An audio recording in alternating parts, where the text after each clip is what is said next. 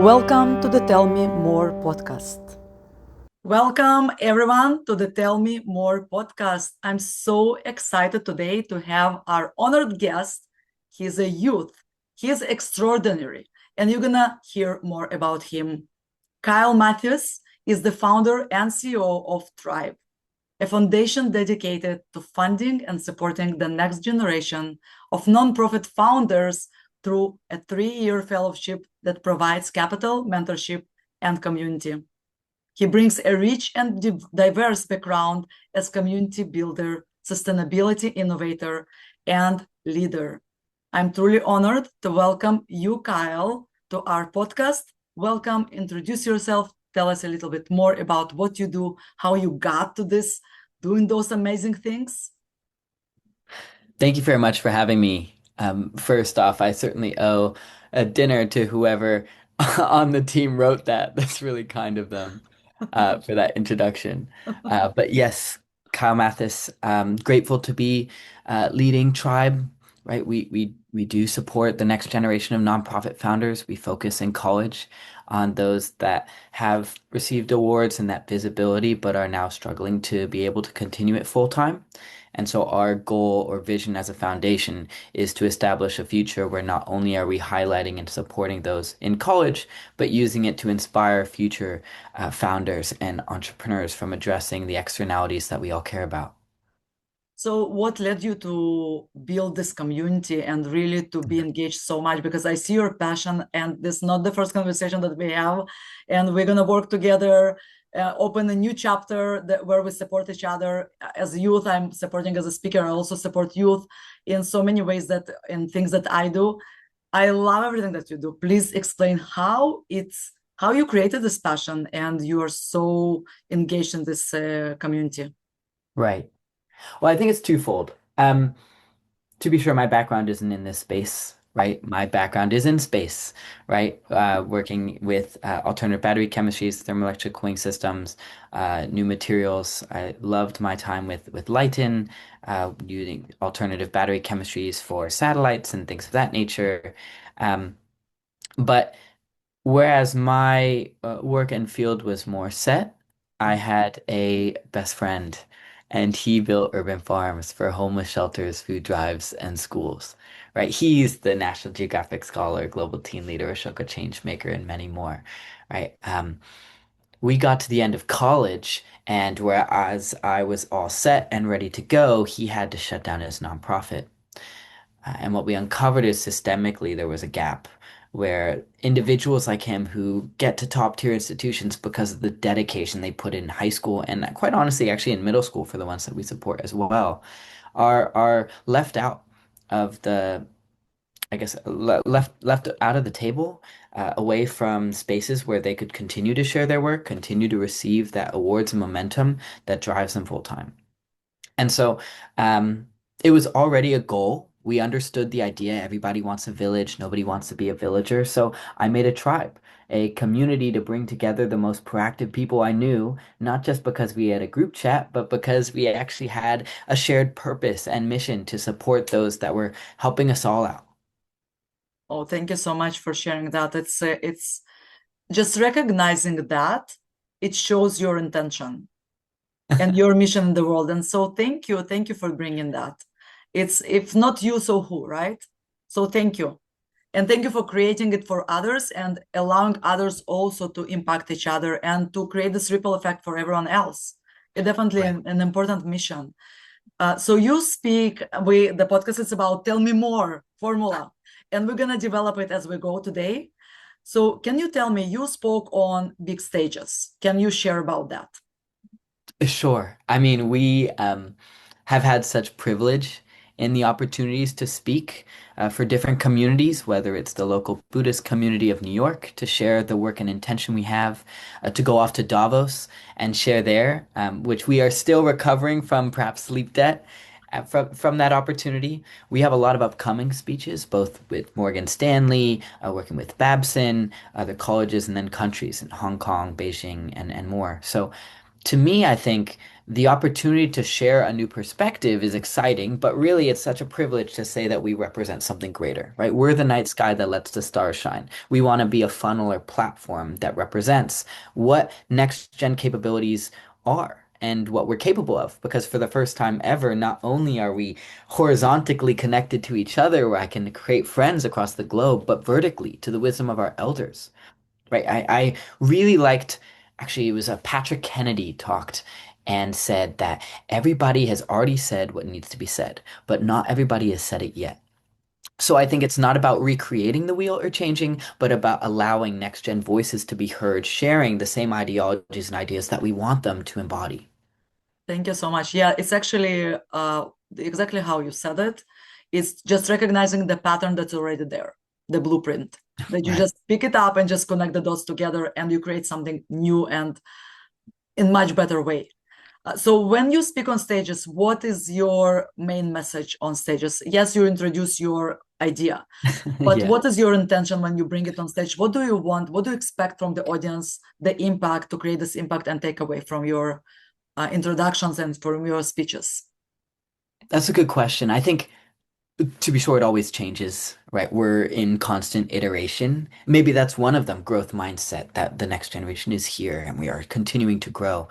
But I think the two that speak most to me now, one is gratitude. I think there's a lot of pessimism and negative notes that the previous generations ruined it. They created all these problems when, in my perspective at least, there's never been a perfect system, a perfect society, a perfect world. We're all just trying in our way to make it better. So I appreciate the effort that people have done. That doesn't get recognized. I think that's the start for people to feel a little bit more at ease. I think when we get paralyzed by fear and stress, then we stop contributing towards the solution. So that's thing one. And then thing two is that leadership cannot be created as a box that defines future people. We cannot have closed doors that discuss what the future of education and leadership are, that then we just employ on this next generation, especially when they're growing up in a dramatically different time. We have new technology that's never been around, AI tools that are allowing us to do our homework or studies far faster than before. And so when we discuss what leadership needs to be going forward, we have to recognize it cannot be a box that squares them away. It cannot just force them to jump out of the box and do their own thing on the side. It has to allow them to shape the box themselves. And so those are the two macro messages that I like to give forward. One, I appreciate you for the work that you're doing. And two, I hope that you'll make room for us to work with you. Perfect. Perfectly said. So, what is the reaction of the audience when you share your messages? Um, And you know what? Let me help you with that. I remember. I remember that you said in the past. You said, "I'm a youth, and it's a nonprofit. No one can say no to us." So tell me how you position it in a way that no one can tell no and say no to you. Yeah, I love the idea of mirror neurons, right? That like when Perfect. you look at someone and connect, all of a sudden your energy goes to them and vice versa. I also really believe in the idea that people will forget what we say, but they'll never forget how we made them feel. So you're right. We're youth, we're next gen, we are a foundation. I think we're trying our best to avoid the word nonprofit. I do make the mistakes a lot because we want to demonstrate that this is a viable solution and career. It's not a limitation, it's just a legal structure, whether NGO, nonprofit, or otherwise described. But yeah, I think people are excited when they hear about someone younger than them working hard, just like they can relate to create a better future for others instead of just trying to create a better future for themselves. Perfect. Thank you so much. So tell me, how do you see when you think about the tell me more formula? Mm. So what do you think? How do you crack this code for people to lean in and ask you, oh, Kyle, it's interesting. Tell me more. Can you tell me your angle on this? Actually, we just had a discussion about this yesterday. Um, One of the aspects of our presentation, right, when we share what we do in calls, is we are very cognizant that there is a bias against youth, right? That we are wishful thinkers and excited, but certainly just not developed yet. They haven't understood the way to do things. So when we share, we're doing amazing thing X, amazing thing Y, amazing thing Z. We have amazing founders, Forbes 30 under 30, all this stuff. We actually lean into the bias then, and we share a image of our team from over a year ago. And it was like 7 people. And to be sure, now we're almost to 100. So when we share that and we take our time there, it allows people to say, oh, like they're young, they're just getting started. Because we Mhm. are getting started in life. But that doesn't mean we're just getting started in our work. Mhm. And so then when we lean in and break that, when we show the current team, I think we break forward with reminding them that now that we've addressed their own subconscious bias, the own idea that we're not really peers, now that we've addressed the fact that perhaps in the start of the call they said that we remind them of their children or grandchildren, now we can start working as equals and creating a future together. Yes, it's yeah, definitely. And so you when you share the progress or where you were a year ago and then where you are today and what is your vision for the next year, it definitely can help people to lean in. Do you have a certain other than that, any other techniques that you use on stage to help people to connect with them better and maybe really to create this more engagement around what your message? What I know is that when we take our time instead of rushing, Mhm. people feel more at ease with our talk.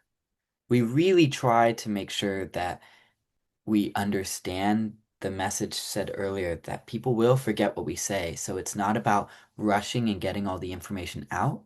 It's about demonstrating the emotion or feeling that we have, and maybe to tie it into your podcast too, have them think in their minds, oh, okay, I've heard this person speak. I like the way I felt when I heard this person speak. Now tell me more. Yes. So what is your vision for the next year?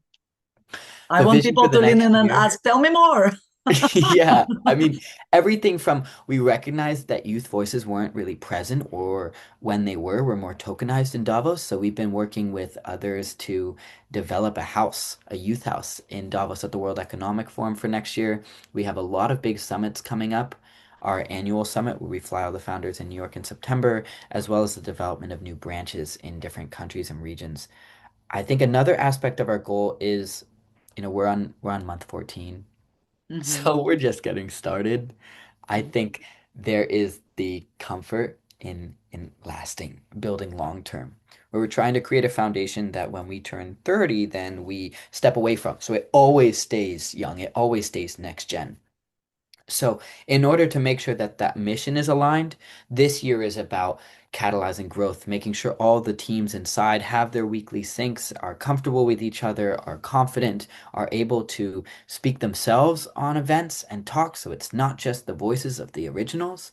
And that we can really get to a point where now everybody can say, oh, there's one foundation that highlights all of the next generation, is by the next generation that we can support.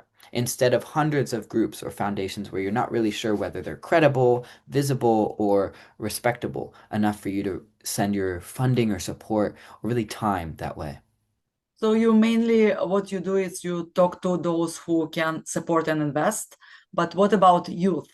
Those who hesitate and Mm. unsure of themselves, what do you tell them to step into their own power and really to see the next step? Yeah. I mean, I don't want to force someone to go down a certain route. I do want to share that there is an opportunity. I want to prove unquestionably that there is an opportunity to pursue social impact. That if you are frustrated by a problem, you do not need to have your prefrontal cortex developed in order to solve it. But at the same time, I loved and still do, I love technology. And I have friends that love finance, and I have friends that love consulting. I have friends that love mechanics and building bikes, right? Mhm. I lived on a farm in high school for a little while. Shout out the mountain school. And I've met people that just want to be farmers. Mhm. And that's amazing. So to me, it's not about pushing people in this direction, but at least providing this type of opportunity or reminding them that even if they don't do any work, if they have the mentality things are okay because others are working really hard, that's much better than the way that people are seeing the world now, where they're seeing only negative news because it sells better, it's easier to view, it holds your attention longer. and getting bombarded to the point where they give up. So it's not a push, it's a pull, and it's more to inspire. And you Yeah. definitely do that by your example. Yeah, I You're think it's paving more about the inspiration. path for others to show what's possible. You're Yeah. the leader, and this is what you represent. So good job, bravo. Well, I think of us certainly like this work is a bottom-up hierarchy, right? I work to serve everybody. It's not about leading from the front. It's about pushing people up the mountain to find that you too have reached the peak. Right? Mhm. It's about encouraging them and saying, you know what?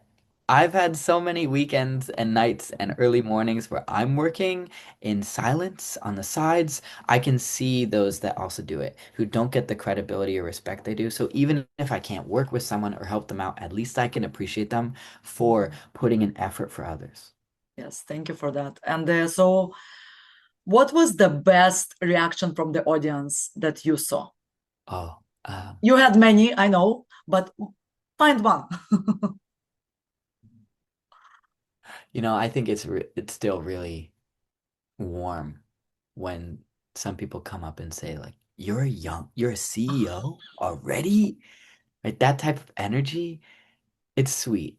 And um, I don't think there's anything special that I can tap into from one or the other. It's not like if someone came up to me at the end of an event and said, I love what you do, I'm going to give X, Y, Z amount of money, that would make it more special. I really appreciate that, certainly. But no, I think it's not the end of the talk. It's like the middle. It's the moment that you take a deep breath, you look out, and you see that your smile has started to reflect on the audience's faces. And that's where you're like, got him. Perfect. Good. Yes. Like, doesn't matter if you trip and fall, doesn't matter if the lights go out, doesn't matter if you hit your touch point, because it's not really about your talk. It's about the people who came to listen. It's about the people who actually wanted to show up, who spent the time online to check it out. Right? Those are the heroes. Right? We're just the ones appreciating them. So what keeps you motivated, being motivated to reach more audiences?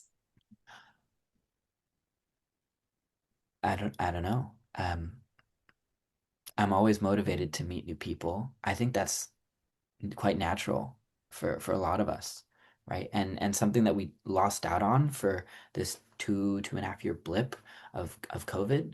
So I think I'm still young enough to pursue, without a doubt, this growth mindset, to hear new perspectives and new ways of thinking, to be able to share my time with others that value and respect it and value and respect their own time. Like there's no greater joy in that. And it's not necessarily about going to speak in the most exotic places. I do really believe that this cannot be siloed to one country or region, however. I do want to build something that crosses boundaries because we on our phones can cross boundaries. So we should be able to do that. It's awesome that our generation can. But at the end of the day, I'm inspired to go and speak to more places and people because I already know the impact it's made on those that we've worked with. Perfectly said. And so, can you give us one advice for our listeners who really want to make more impact and to help people to lean in more and to ask more? Tell me more about your service, what you share, your message. Mm. One piece of advice on how to pursue impact that I could give is, well, what I know is that the way we started was based on a project with a friend.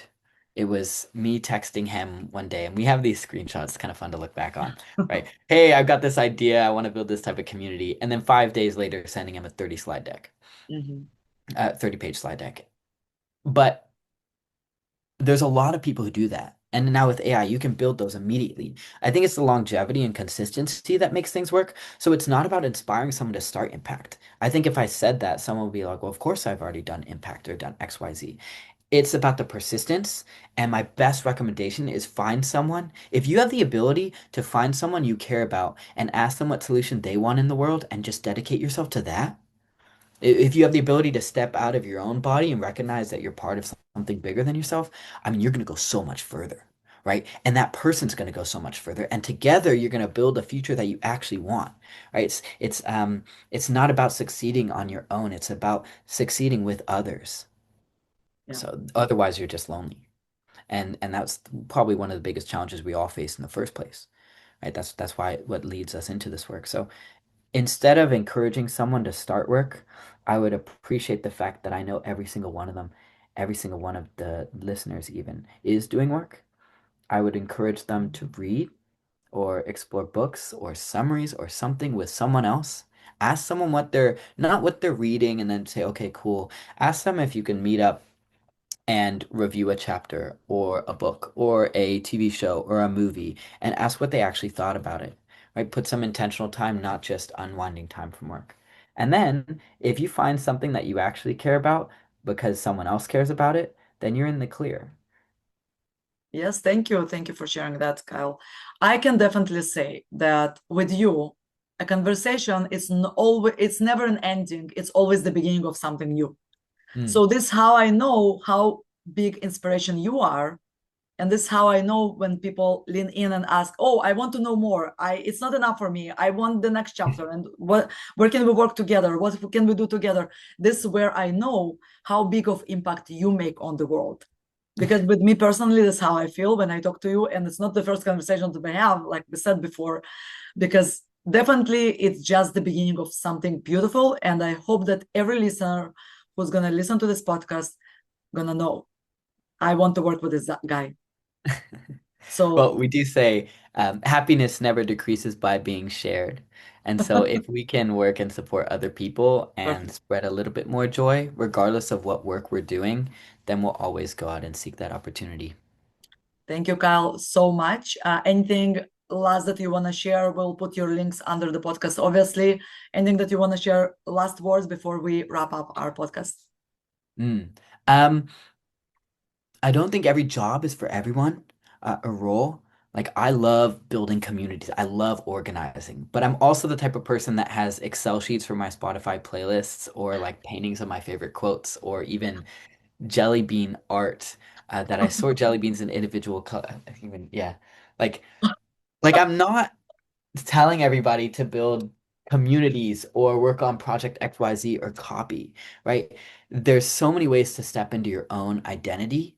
But if you take that first step and start asking what you care about or what your best friend that your closest friends kind of make up who you are too. So if you start asking what they care about too, I think you're gonna find a lot more joy and positivity in your life, or at least a reason that you're waking up. Thank you so, so much, Kyle, for your time to honor us with your responses, with your presence. Bless you and a lot of luck in everything that you do. Thank you for that. Thank you so much.